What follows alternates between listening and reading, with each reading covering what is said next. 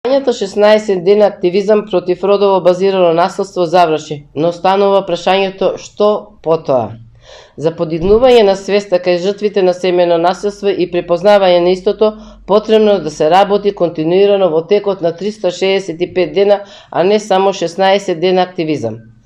Семејното насилство, за жал, стана секојдневие во модерното живење денеска.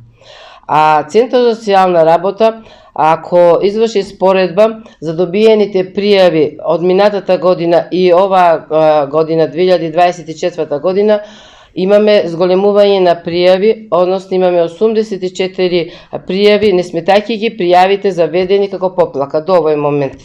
Значи, не е зголемен бројот. За жал, оваа година имаме зголемен број, каде жртви на семејно насилство се јавуваат децата.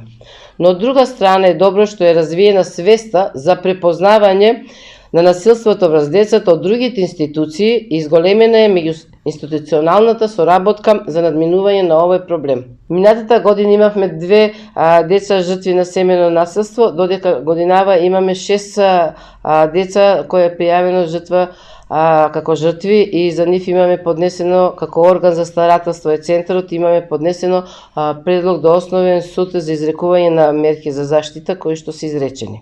Насилството врз малолетните деца е од страна на еден од родителите кој што пред се е физичко. Со привремени мерки за заштита, значи со изрекување од страна на судот и секој другиот родител кој што не врши насилство.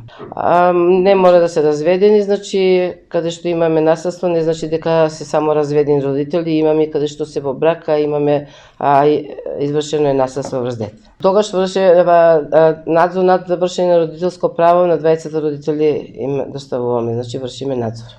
Меѓутоа, реален предизвик и она на што треба да дадеме фокус кога зборуваме за семејно насилство е подигање на свеста за сексуалното вознемирување, демнењето и контролирачкото однесување од страна на насилникот, како родови форми на семејно насилство и нивното влијание врз состојбата и развојот понатамошен како на жртвите, а посебно на младите девојки и жените, со оглед дека имаме многу ниска стапка на обвиненија и истраги за овие дела кои што се и квалификувани како кривични дела, а од друга страна, за жал, кај жртвите се уште не постои препознавање на овие форми на семејно насилство и пријави за истите, бидејќи во Центарот од една страна можеме да кажеме дека имаме многу мал број на случаи каде што поведуваме и постапки за сексуално вознемирување и демнење, но од друга страна не се препознати од другите надлежни институции како кривични дела и не се водат постапки, ниту пак имаме изречено некаква пресуда и превземање некакви други действија.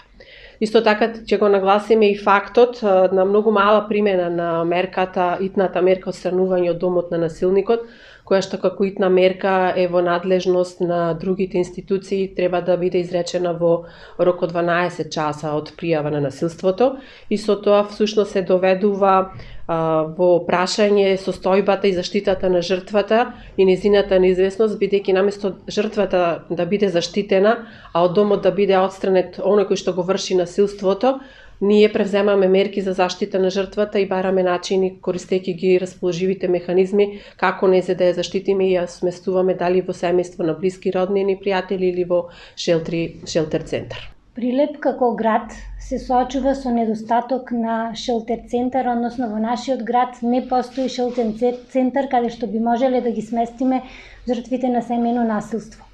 За таа цел приморани сме да ги користиме услугите на шелтер центрите кои што се наоѓаат, кои што ги имаме на располагање во нашата држава. При сместувањето во шелтер центрите се сместува родителот и доколку има малолетни деца, заедно со родителот се сместуваат и децата. Меѓутоа, голем предизвик и како еден проблем се јавуваат децата кои што се вклучени во воспитно-образовниот процес, па покрај тоа што преживуваат некако вид на траума како последица на насилството, не мора да бидат директни, можат да бидат индиректни жртви. Децата дополнително се соочуваат со проблем на промена на училишната средина, промена на другарчиња, промена на наставниот кадар. За таа цел и како секој дете кој што има право на образование, децата треба редовно да бидат вклучени во воспитно-образовниот процес. За таа цел децата се вклучуваат да ја посетуваат наставата во новото училиште, меѓутоа со договор на училиштето можат да посетуваат настава со физичко присуство или онлайн настава. Тука од страна на стручните лица во шелтер центрите треба да им се пружи таа психосоцијална помош и поддршка и помош во надминувањето на проблемите кои што можат да се јават во воспитно-образовниот процес. Покрај адаптација на новата училишна средина, новата средина каде што се сместени жртвите, новиот начин на живот, сепак ли им е на некој начин имаат и ограничување во однос на нивното движење. Тука треба да направиме се на децата да им се даде психосоцијална помош и поддршка да го надминат овој проблем и што полесно да се вклучат во воспитно-образовниот процес и да се адаптираат во таа средина и да постигнуваат соодветни резултати, односно успех во училиште. Исто така, на нашиот град му недостасува и советувалиште кое што ќе работи со жртвите на семејно насилство. Зборувам од аспект на специјализирано советувалиште. Ние како стручен тим и како Центар за социјална работа даваме првична соодветна психосоцијална помош и поддршка на овие лица, на жртвите на семејно насилство, имаат потреба од поголема поддршка, односно продлабочен третман, соодветна специјализирана психолошка помош и поддршка. Во склоп на нашиот центар, значи, функционира и советувалиште за сторители на семејно насилство.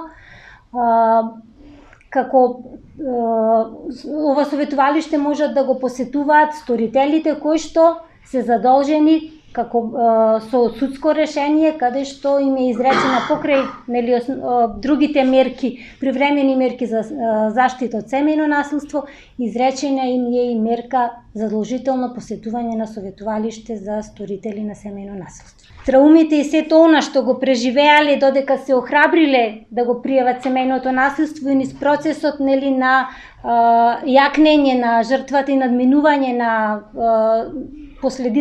на траумите, сигурно има последици врз нивниот начин на живот и секојдневното функционирање. Зборуваме дека им е потребна психосоцијална и посебно психолошка помош и поддршка, бидејќи знаеме дека траумите влијаат врз начинот на живот и оставаат последици во понатамошното функционирање. Не може едноставно толку лесно и за брзо време да очекуваме дека жртвата сето тоа ќе го надмини. Тука е секако помошта од стручни лица, меѓутоа многу е битна и помошта од поширокото семејство, од роднини, од пријатели кои што ќе даваат поттик, помош и поддршка во надминување на овој процес. Исто така, на жртвите на семејно насилство потребно им е и економско зајакнување. На стручните работници да обезбедат поддршка и заштита на жртвите од семејно насилство, останува прашањето каква е заштитата на стручните работници кои што работат во тимовите за семејно насилство. Изложени сме на постојани закани, уцени, омаловажувања, навреди, лична освета, нанесување штета на личниот имот, како и закани по семејството и фамилијата. Особено сме изложени на висок ризик кога треба да извадиме жртвата од домот на насилникот и кога треба да ја најдеме соодветно сместување. Работата по стрес е секојдневна, а исто така секојдневно влија и на нашето функционирање во приватниот живот. Поради тоа што постои наше емоционално и професионално согорување. Бидејќи недостасува соодветни обуки на стручните работници, соодветна психосоцијална поддршка, односно воопшто немаме психосоцијална поддршка ние како стручни работници во Центарот за социјална работа, посебно стручните работници кои што работат во тимовите за семејно насилство. Исто така недостасува и стручен кадар општо во центрите за социјална работа. Дали сте побарале помош? За сега не. Приватно, да, иначе нема од каде да побараме. А дали имате асистенција од полицијата кога одите? Асистенција од полиција, да. Имаме како кога одиме. Постапка? Кога одиме да извадиме жртвата од домот, одиме заедно со асистенција од полиција и заедно влегуваме со полицијата. За жал тоа е траума и стрес за децата кои што тоа го гледаат, но тие се нашите ресурси со кои што во моментов располагаме. Велите дека има недостаток овде на кадар На колку стручен луѓе кадар. па што би се справували со оваа работа отприлика колку ви треба? Недостасува кадар општо во центрите за социјална работа, бидејќи освен што работиме во тимовите за семејно насилство, задолжени сме со реони и работиме на сите други права и услуги. Не конкретно само за семејното насилство и времето кое што треба да го посветиме на семејното насилство и нашата мотивираност и волја е некако ограничена. Според мене дека зголемувањето на бројот на пријавата на жртвите на семејно насилство е пред се бидејќи се одржуваат одредени трибини, имаме кампањи, исто постојано на телевизија се даваат и мотивираат жртвите на семејно насилство да пријават. Значи тоа се дел од оние превентивни мерки со кои што се охрабруваат жртвите и да дојдат и да пријават.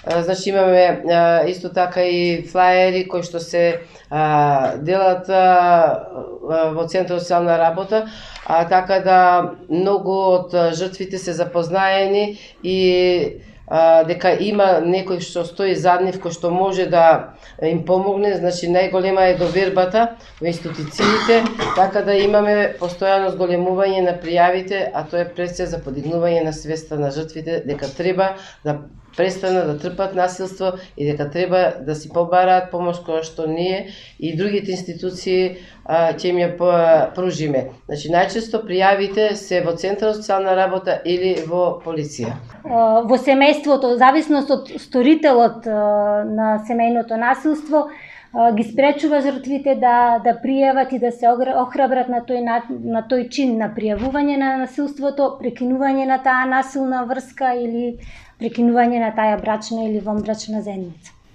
Значи тоа се цел систем на мерки за спојување. Каде е прилеп во целата оваа мрежа на градови и региони во Македонија, дали некои градови или региони подскокнуваат во овој дел? Например, имаше во организација за она што им треба на жртвите за семејно насилство. Можеме да се споредиме? Бидејќи ова е меѓуинституционална соработка, меѓуинституционално постапување, не би можела да ви дадам конкретни податоци, сметам дека тоа е како обврска и како задача да речам, на центрите за социјална работа со меѓусекторската соработка во однос на помош и поддршка на жртвата. Тука имаме Агенцијата за вработување, каде што треба во делот на економско јакнење на жртвата, Агенцијата за вработување треба да им излезе во пресрет и да им даде предност во однос на вработувањето, како да речеме посебна категорија на жртвите на семејно насилство, кои што во тој момент итекако им е потребно економско зајакнување. Од страна на Центарот за социјална работа, материјална помош и поддршка која што може да ја пружи на жртвата е еднократна парична помош во износ од 15.000 денари и доколку не е вработена, нели вклучување, остварување на правата од социјална заштита, да, гарантирана минимална помош, детски додаток што им следат на семејството и на децата. Добро е тука да се напомене дека сторителите на семејно насилство се доколку се корисници на некое право од социјална заштита или посебно гарантираната минимална помош, се исклучуваат од користење, да речеме како една репресивна мерка, се сметало, тоа е законски регулирано, дека ќе има некаков ефект, ќе ги одврати сторителите да вршат насилство. Колку шелтер центри се во земјава? Мислам 3. Да. 3. На ниво на држава се 3.